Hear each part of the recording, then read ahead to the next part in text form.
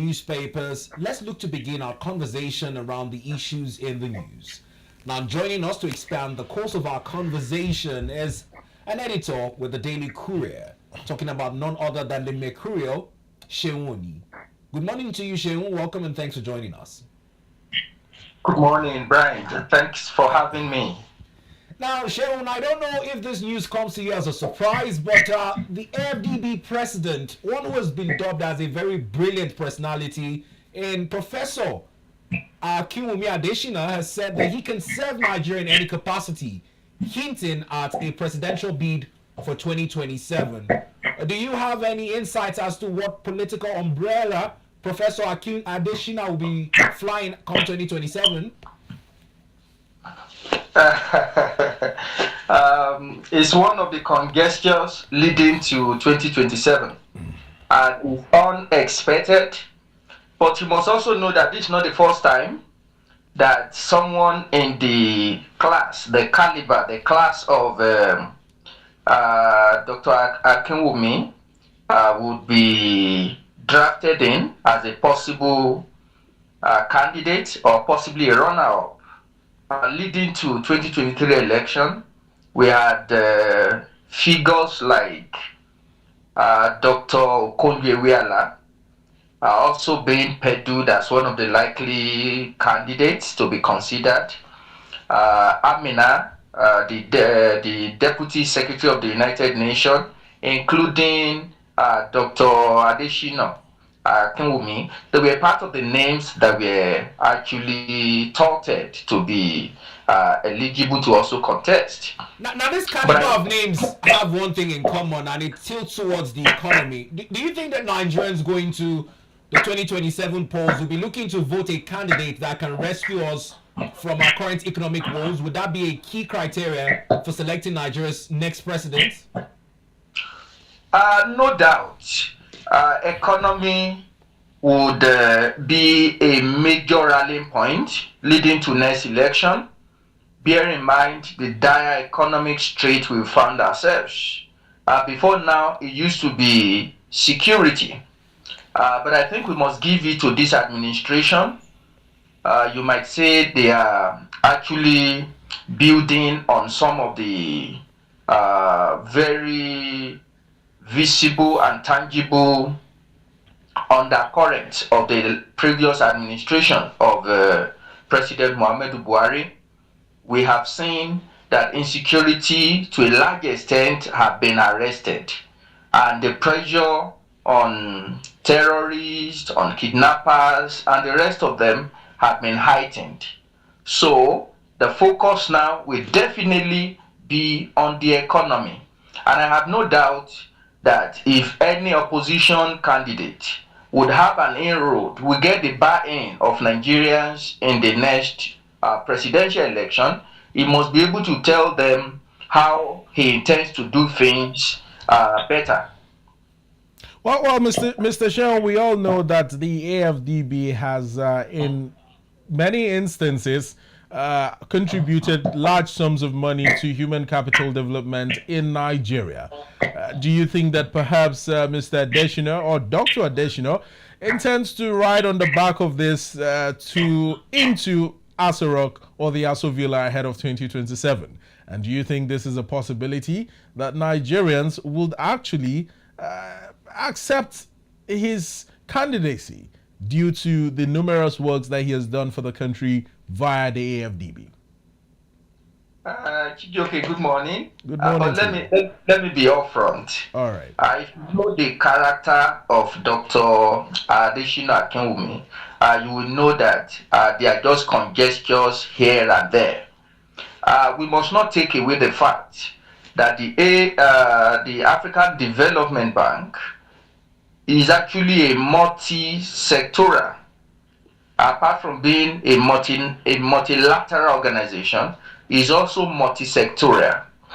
In other words, several sectors, especially agriculture, industrialization, and climate change interventions have been very high on their interventions in the various nations, especially the continent of Africa and even outside the continent of Africa. Don't forget that the African Development Bank also has partners that are not African countries, like the United States and a few of them. They have a margin of shares in the bank. That means that the president of the bank, in this case, additional that we are talking about, Yeah. will definitely have his tentacles spread across states. Like I know there are projects ongoing in Oyo State, in Anambra State, a lot of the states up north.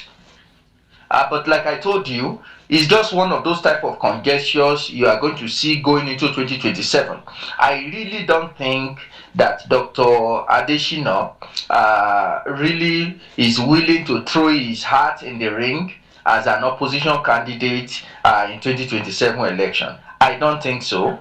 I just think he was doing his 65th birthday, and people were just telling him that he had a lot to contribute to the development of Nigeria, and the best way he can actually do that will be to throw his hat in the ring and be a part of the political experiment in the country. To which, of course, I totally agree. To which he responded, "I am always available." Yes, that's what I'm about to say too. That Okay. he also did say that he's always available, but that always again have to be contextualized, and I think only Dr. Adeshina can actually put it in context for us. So it's not entirely wrong for people to connote that his statements might have been hinting towards the fact that ahead of 2077 general polls, we might be seeing him throwing his heart into the ring. Absolutely, but also don't forget that part of the election in 2037 will also be gubernatorial elections in states, and the state that he came from also is a place where he can also vie as a guber candidate. So we have all those options on the table. It necessarily does not have to be presidential. It could be gubernatorial ambition, which of course is qualified to. Certainly. Now, moving this conversation a step further, it is no news that the All Progressive Congress is unfazed in its reports about the talk of a mega party, but more particularly following eyebrows that were raised in Abeokuta over the visit of the former VP to his principal, Chief Olusegun Obasanjo. Now, this news has been captured on a couple of newspapers this morning, and the APC is talking about how nothing can dissuade President Bola Ahmed Tinubu's re-election bid come 2027. What do you make of this response to the said visit? The visit, of course, is not unexpected. Bear in mind the very vocal position of the former president, Olusegun Obasanjo. And of course, you know that his hilltop home is a mecca of such for opposition figures. So when ex-Vice President Atiku and several other opposition figures visited him yesterday, you expect that would definitely be in the news. But the reply also from the APC is unexpected. You don't expect the ruling party to tell you that they are having sleepless nights because opposition figures are actually meeting. But I must also admit that since Atiku and the team did not actually give us clear insight, he called it a courtesy visit. But I really don't know of a courtesy visit that runs into us and only has on the entourage opposition figures from the same political party and the same family. But we must also not lose sight of the fact that currently the opposition People's Democratic Party is in a mess. We have their national headquarters thrown into a fiasco just a few weeks ago. People were brawling, throwing punches at each other on who becomes or who occupies legally the national secretary of the party. So the visit might not be unconnected with a way to ensure, and the ex-vice president is one of the people that have been pinpointed to be a major part of the crisis that has engulfed the opposition People's Democratic Party. you can't take it away from former President Olusegun Obasanjo. One of the things he knows how to do very well is how to mediate. So possibly one of the things will also be mediating to ensure that going into 2027, the opposition People's Democratic Party goes there as a united front. On the other side of the coin is the well-touted merger and alliance of opposition figures. I strongly believe if there is any singular individual who can midwife that type of conversation to ensure that characters, leading political figures like the Labour Party presidential candidate in the last election, Peter Obi, Kwakwanso of the NNPP, people like Atiku of the PDP, and several other opposition figures can come together and form a very viable alliance against the incumbent. If one person can actually midwife that type of conversation and eventually alliance, I think is former President Olusegun Obasanjo. So there are so many issues going on there, but time will tell, like they say in politics.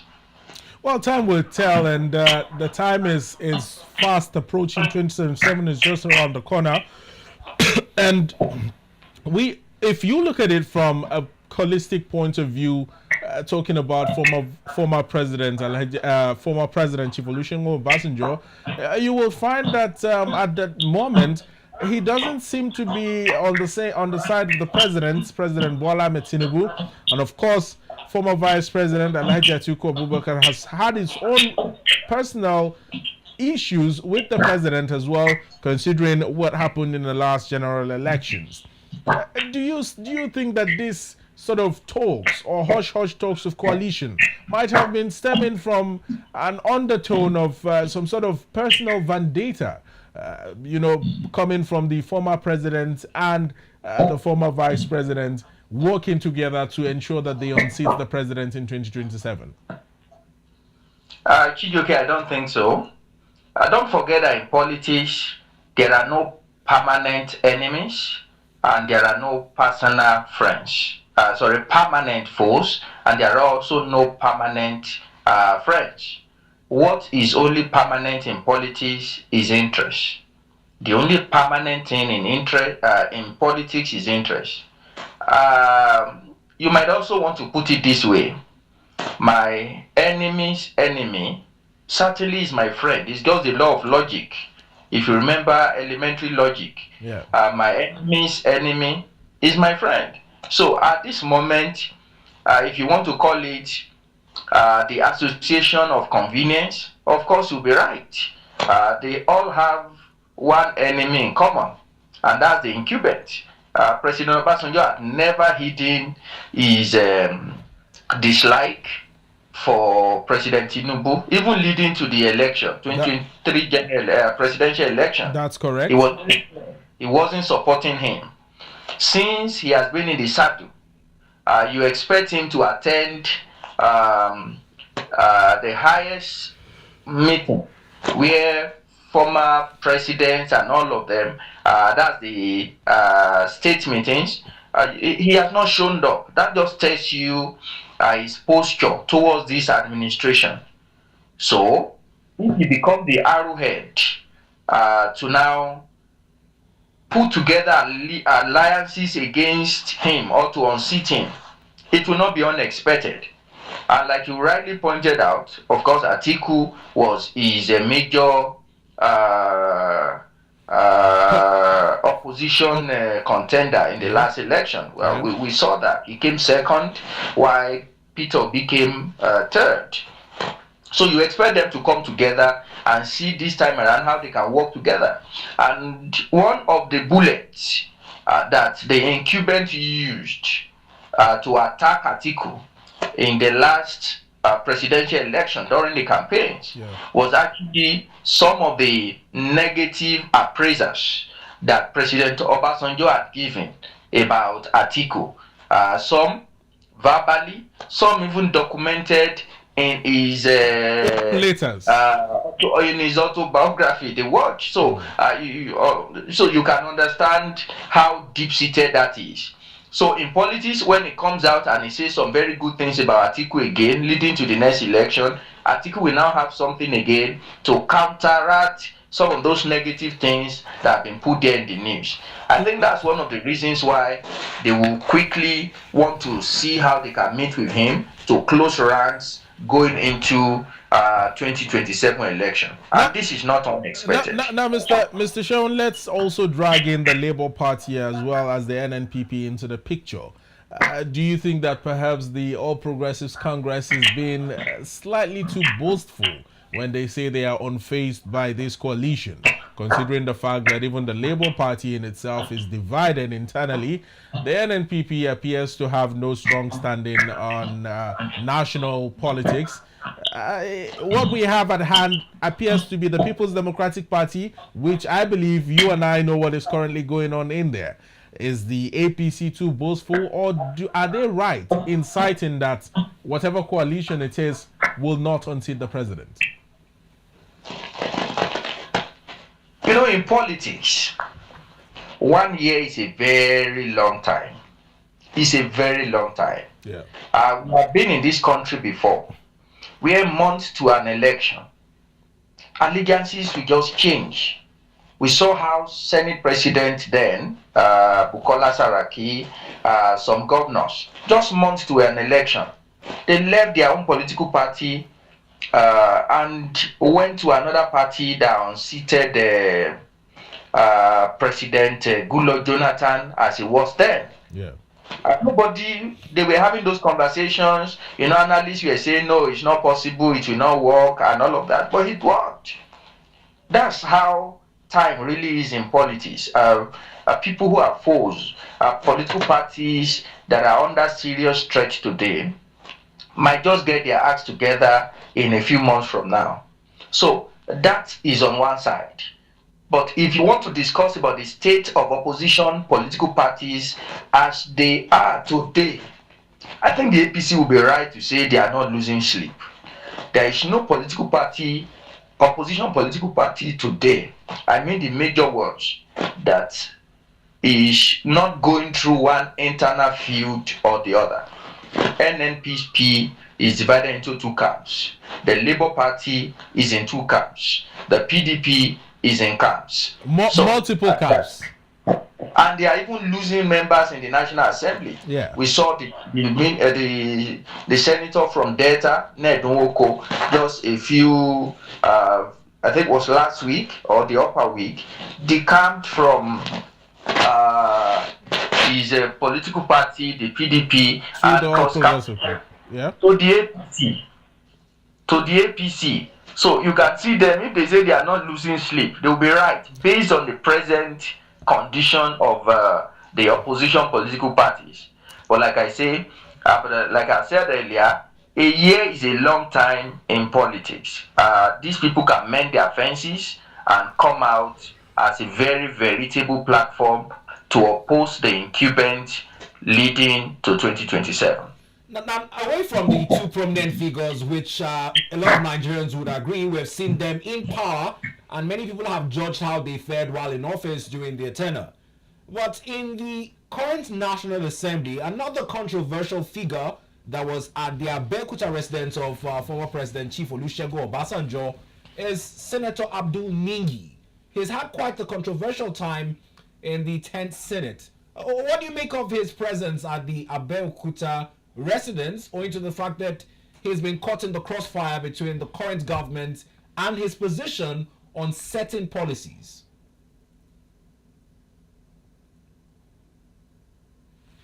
Hello, Mr. Yeah, go on. I'm just checking that you're still with us. Okay, I think Abdul Ningi is in another character like the former. He's still in the house. The senator from Borno State, I think Borno South, Senator, what's his name now? He's one of the ranking senator, if not one of the most senior, after former Senator Senate President Lawal, who has stated he was in House of Rep and all of that, is a controversial figure, and he thrives in controversy. And that's also how Ningi had actually also carried himself while he was in the House of Reps and now transitioned to the Senate. And there are characters like that. The way they thrive in politics is to ride on the crest of controversy. And we have seen clearly, he's been a major opposition figure in the Red Chamber. I think for me, it's good for his political clout. If that will help you to win election, why not? You quickly want to do that. So I believe that's still true to his character.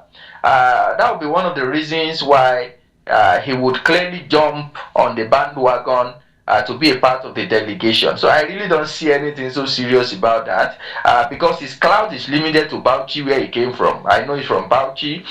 He had tried severally. He's been one of the serious contenders for the Guba seat. And I can tell you, you can put this down and we'll talk about it next time.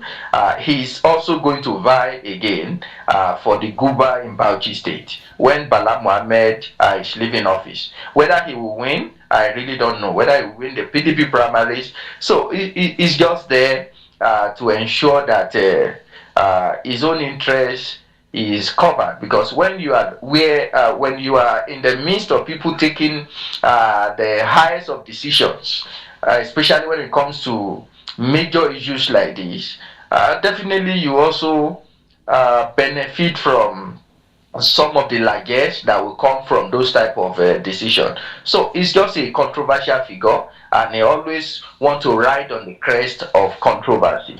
Well, much like Senator Abdul Ningi, having resumed after that 3 month suspension over comments and allegations he made over the budget. He was not the only senator who is currently serving in the 10th Assembly who was present. Senator Aminu Waziri Tambawal from Sokoto South was also present. Not much of a controversial figure, much like his colleague, but also leaning towards the opposition and what it feels should come into play in 2027. What do you make of his presence as well? Tambua, of course, you can't take it away. He was one time number 4 person in this country as the Speaker of the House of Representatives. Don't forget also he was a 2-time governor of Sokoto State, a major bloc when it comes to northern politics. So it's unexpected he's on that type of entourage. I think Lee Moke from Cross River was also on that delegation. Yes, a one-time governor of Cross River. Yes, 2-time governor of Cross River State. I want to believe that there are too many things going through my head. For instance, being someone in that space to properly situate what that visit might be all about.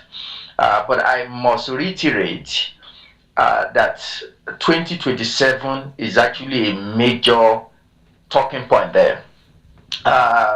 We must also not lose sight of something that is very core, that the Electoral Act as it is today discourages anyone who intends to contest for an election, an active participant in an election, to jump the guns. There are timelines when you can campaign and talk about vying and things like that. So you can't take experience from somebody like former Vice President Atiku-Abubakar. He's a veteran, and of course, I want to believe he just don't want to run foul of the law. That was why he was being smart by half, saying that it was a courtesy visit. Legally, he will be wrong doing that, and I think that was just the right call. But everybody on that team, if you look at the antecedent, there are people who are seriously interested in who gets what in 2027. The opposition has been out of power now for about 10 years. Yeah, about roughly 10 years. By 10 years, by 2027, if the incumbent wins, that means they'll be counting going into 16 years. That'll be after 16 years before they'll be able to come back. And so you you can see why they are running around. Because they would likely be at par with the PDP, then having run the country for the first 16 years since the inception of democracy in 1999. So you can see why they are running around to ensure that they also have a bite of the cherry. But is it safe to say that maybe these are just consultations and not necessarily a full-blown plan? Now, this is a statement from an ex-NWC member of the People's Democratic Party. I wouldn't want to mention his name. Now, he said consultations for coalition ahead of 2027 on the front burner at the meeting in Abeokuta, of course. Should we believe this ex-NWC member, or should we also just assume that it was a courtesy visit from one former vice president to his principal? You have said that earlier. Calling it a courtesy visit is just being smart by half. Is actually a major talking point. The central nerve of that visit is actually about 2027. But there are legal implications when you come out and you want to start talking about these are my plans for 2027. It might be assumed for a campaign. And you know, these days, very trivial issues are taken to the court, and he might not be exhausting his resources on very frivolous thing that might be thrown out eventually, though. But he would have wasted his money because he will need to be represented by lawyers and things like that. So, but it's 2027 issue. You can't take that away. Well, let's move away from this issue. Largely and extensively deliberated this morning. We'll be following more comments from our viewers across our social media platforms in reaction to this. But also pertinent to mention is Rivers State, as the Supreme Court has finally delivered verdict on the appeal of Governor Siminalayi Fubara against the Martin Amohule-led Rivers Assembly. Now, the 27 lawmakers who were said to have defected and with the calls from the governor to lose their seats are now still considered as lawful lawmakers in that state assembly. What do you make of the Supreme Court's ruling in the matter? I'm looking forward to ADBN possibly bringing lawyers so that they can help us have a better perspective on this issue. The ruling yesterday had thrown people like me, lawyers who say we are unlearned people like me, into more confusion. I thought the ruling should have clarified a number of issues, but I've been thrown into even more confusion. I've heard two senior advocates take different sides of the coin. One actually did say that the ruling yesterday was about the 2024 budget, and that the learned Sikh, Yusuf Ali, who represented Governor Fubara, asked that the case be withdrawn because if they go ahead, it's merely an academic exercise. And to that effect, the ruling has something to do with the 27 members on one side, and is it 3 or 4 members on Fubara's side.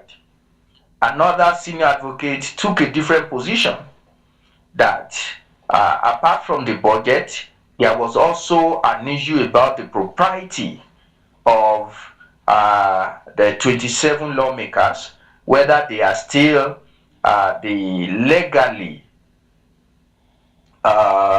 recognized State Assembly of Rivers, and that the budget issue cannot just be a single item that was, especially when you bear in mind that it was an appeal from Federal Court to Court of Appeal that led there. And so that again will leave us. So since we don't have, or I don't have the details of the case to know how many things, what reliefs were sought before the Apex Court, then, like I said, I'm even more confused whether Fubara now, we go and represent the 2025 budget that he presented before I don't know if there are 3 or 4 member House of Assembly to the 27 member House of Assembly led by Speaker Right Honorable Amoyule. So that's my take on that. Now, we also saw the CJN on Monday make quite a clearance call at the opening of the 2025 hybrid refresher course for judges. Chief Justice Kekere Ekun said that she is largely dismayed at the allegations of bias against the judiciary in delays of the delivery of justice and judgment in cases in Nigeria. I was hoping that Nigerians can be more objective in their approach with such allegations. What do you make of her call?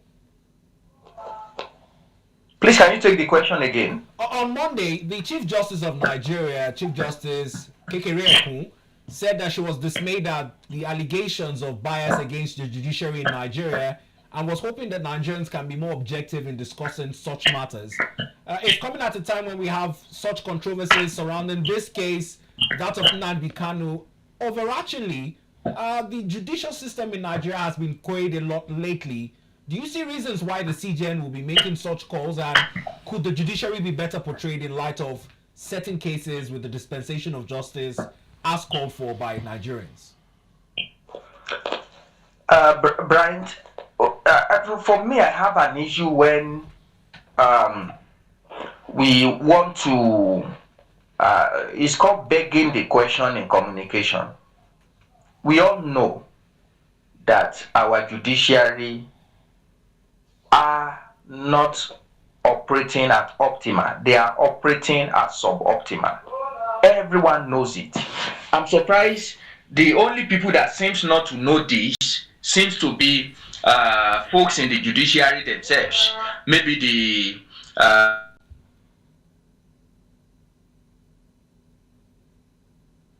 We're with you. We can hear you. Carry on, Mr. Seun.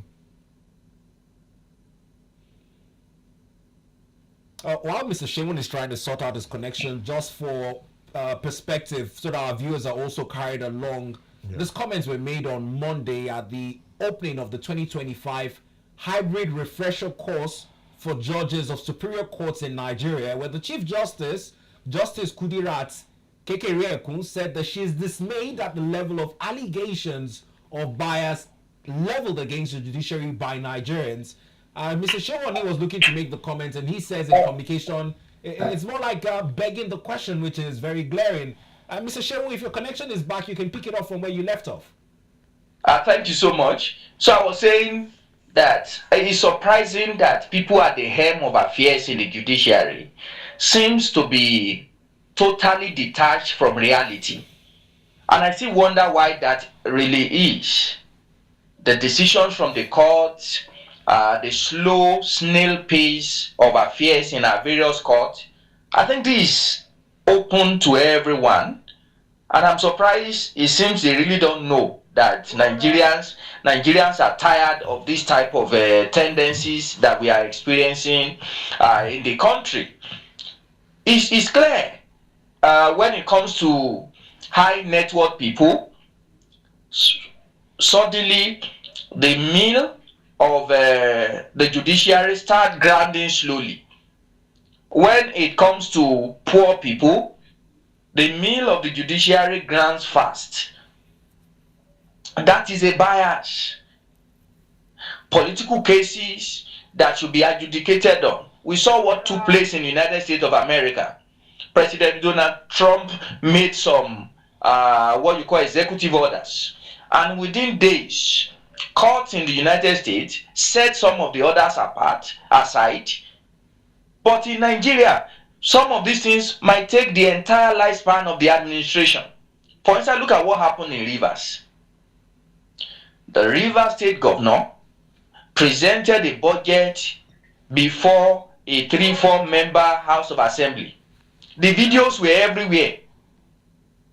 The 27 members of Assembly ran to the court and they presented their case before the court for adjudication. And the court is now taking a position. when the lifespan of that budget has expired. In And so 2020, in 2024. The case has now become an academic exercise. And you said there is no bias. No, certainly there is a bias. Mr. Sean, when you call it an academic exercise, in what sense exactly? Do you infer that at this point the case just has to hold on for the sake of it holding on or carrying on and would have no possible effect with regards to the 2025 budget in Rivers State? Is that what you're saying?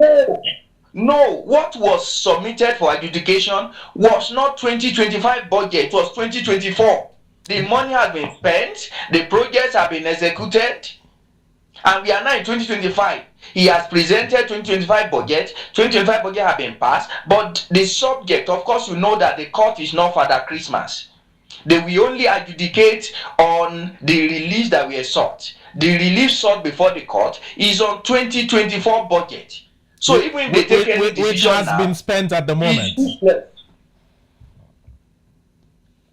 Carry on, Mr. Seun. So even if they take any decision now, it's useless because 2024 budget is done and dusted. The monies have been spent, projects have been executed. So even if you take any position as a court now, that's why it's called an academic exercise. It's just on paper, but it's not useful.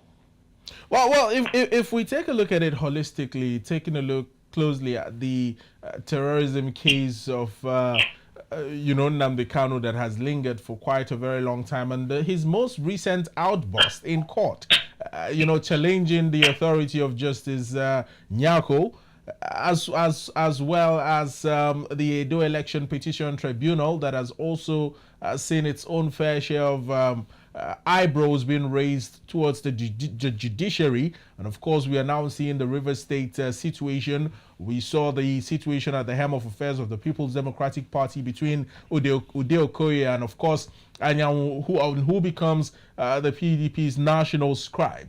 With all of these things and people's continued failure to actually acknowledge the relevance of the judiciary or trust the justice of the judiciary, are there possible ways that the judiciary can salvage itself from this situation to save face, at least? Because it appears now that the term that the judiciary is merely a tool in the hands of the executive is gradually becoming true in the country. I totally lose faith in our judiciary because some of the issues, I must admit, are institutional. For instance, every case, Nigeria with the population of close to 250 million, every case, including land cases, marital cases, would definitely have to end in the Supreme Court. That's an institutional issue. INEC a few days ago, we are calling for an electoral offences tribunal to ensure that people who commit electoral fraud are tried in separate courts. Because there are people who were caught committing electoral fraud in 2020, before 2023, I think that was 2020, is that 2020, 2019 presidential election something? There were people caught during that period that up till now, the courts have not finished trying them. That is, the person who won election then had finished his tenure in office. And the people who were caught committing electoral fraud during that election have not yet been tried. These are institutional issues. And so we can't put all the force squarely on the judiciary. The National Assembly has its own issue. For instance, why not go through the whole hall and ensure that some of these institutional malaise are cured? I told someone, is it possible to have Supreme Court in the 6 geopolitical zones? Is there a possibility? Maybe that will help us solve this issue. If that is not possible, can we have a possibility of ensuring that certain cases terminate at the Court of Appeal and they don't come to the Supreme Court. These are things we have to look at so that institutionally we will not put a clog in the wheel of progress of the judiciary. And there are several other issues. But I must come back to what the judiciary itself can do immediately to ensure that it purges itself. Okay. The heads of court, in this case, the Chief Justice of the CJN, who is the leader of the judiciary in Nigeria, annually when the court year begins, has that constitutional authority to set practice direction. The heads of the appeal court also has right to set practice direction for justices in the appeal court. The same for even heads of court when it comes to high court, magistrate court. They can set practice direction.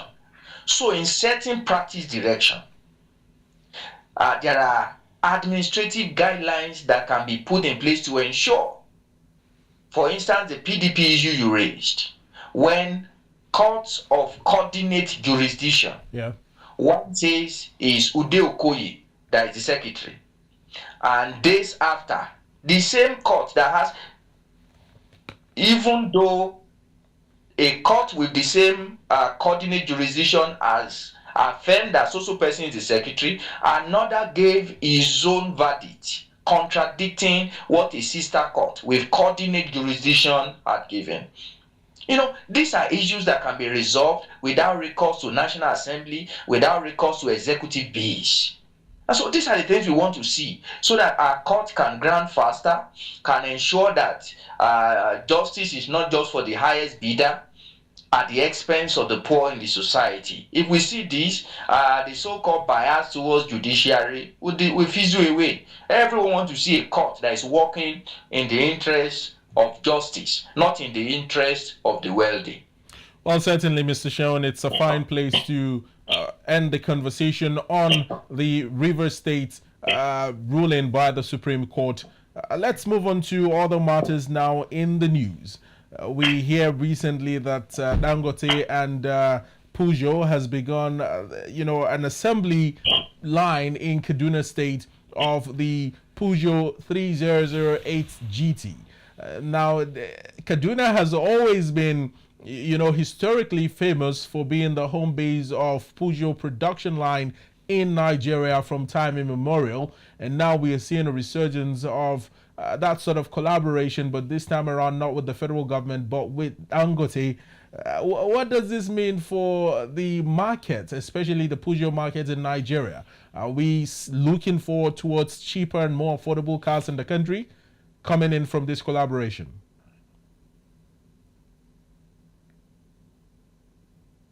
Another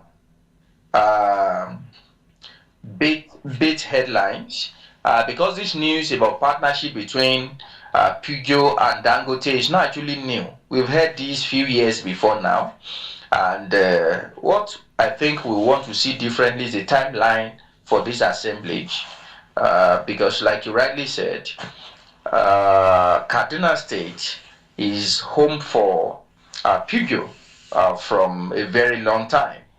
And so in the coming days, we want to see timeline. When should we expect the first sets of vehicles? What does that mean, not just for Kaduna State, for Nigeria? What that means is that pressure on our FS will reduce because people who are bringing in this vehicle will now have to buy it within Nigeria. What does that mean for Nigeria? It means employment will also be ramped up. The manufacturing lines definitely, certainly, will employ more Nigerians. What does that mean for Nigeria? It means also that the federal government will have more revenue from taxation and from other ancillary resources that will be coming as a result of that manufacturing. What does that mean for Nigeria? It means also that communities around where we have this factory will come back to life and a lot of people will be engaged. So the advantages are so enormous. And it's also an opportunity to say that our billionaires, instead of just harassing people with their money and doing no wambe with their money, they can actually put their resources, like we have seen Dangote is accustomed to do for a number of years now. You see him in cement manufacturing, in noodles manufacturing, sugar manufacturing. Of course, not forgetting his huge investment in the petrochemical industry, where he's doing petrol, diesel, aviation fuels, and the rest of them. Yeah. I know it's not the only billionaire in Nigeria. Can we start seeing people do things like this? That's the type of things we want. We have a better country who is taking advantage of its rich resources and also ensuring that it can cater for itself as a nation. Now let's also delve into other issues of the economy this morning. And earlier on the front page of the Guardian newspaper, we saw the headline as it concerns the FX markets in Nigeria. Over time, the policy of government removing the exchange rate cap had been criticized. The control approach of selling directly to bureau de change operators in Nigeria was also last year quite reviewed largely. This year, we're looking at some gains with the Naira strengthening over the past few weeks going into 2025. What are your takes on the current fluctuations in the exchange rates and the projections of a strengthened Naira going into the rest of 2025? It was a cheering news. It's still a cheering news that after floating our FS, we've had a very huge volatility in the market. But for the past few weeks, Naira had been able to hold his own, and he's been gradually finding his feet. And we are now seeing a more strengthened Naira than what it used to be.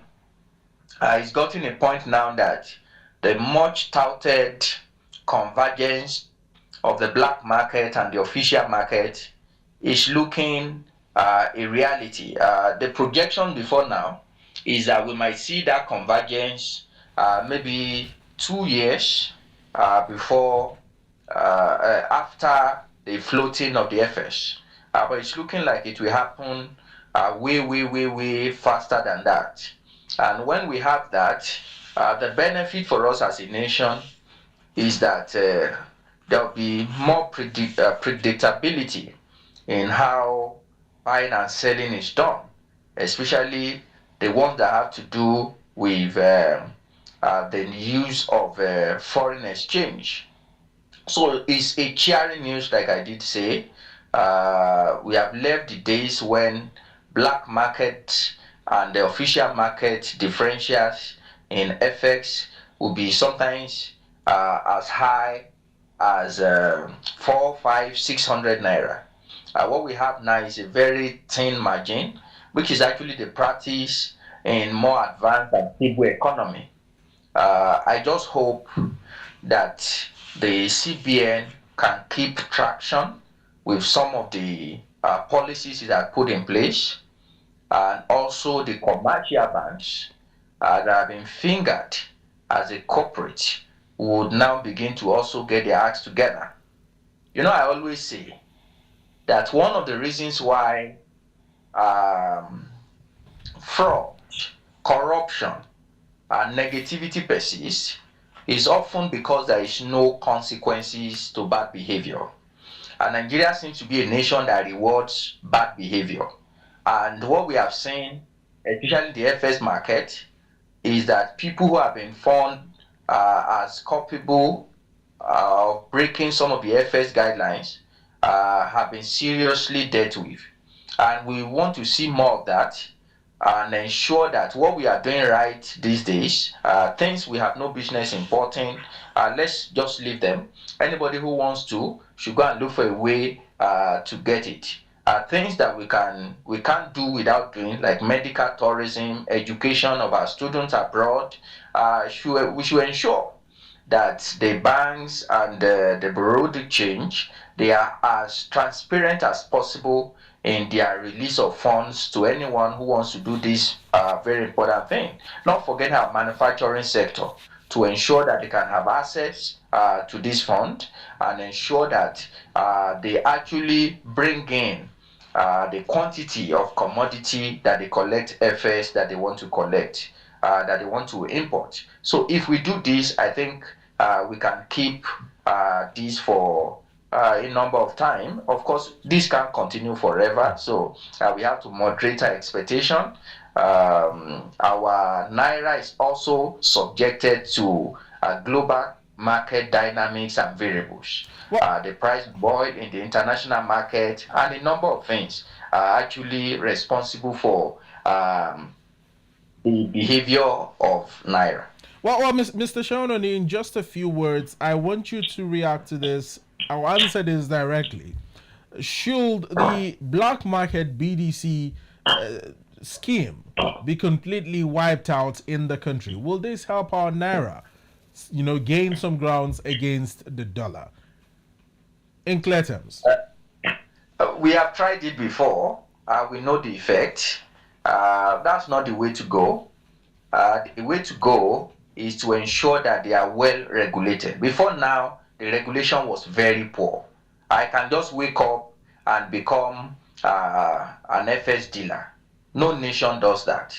Because what happened is that when you have a proliferation of FS dealers everywhere, there is dark money where terrorism financing and other shady deals, drug-related money transfers, we hide under these FS dealers. So I think that's a major plus, and we must give it to the CBN. That's one of the things they've been able to do. I think they should wrap it up, ensure that anybody come into that business, fine tune it, let it be like a bank. Yeah. Like bank. Now in closing, Mr. Seun Oni, we keep talking about how to achieve a $1 trillion GDP business economy. Organize. Are you with us, Mr. Seun? That's under them. Regulate that also. That way, if we wipe them off, that means everybody you need. Hello? I'm with you. Just in closing, let's talk about the position of the current administration on its target of a $1 trillion GDP economy by 2030.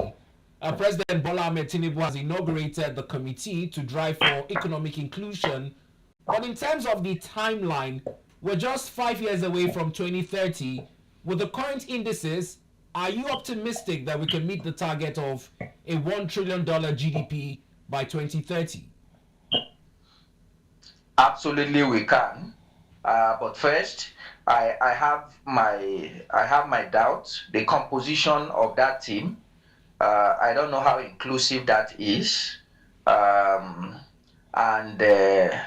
But before I can give a better perspective, I must also see the terms of reference of that people who are being composed.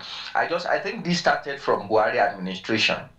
There is always a very covert way of excluding academia in things like this. And I think that's not fair. People who have done the most of research work, they are in that climb.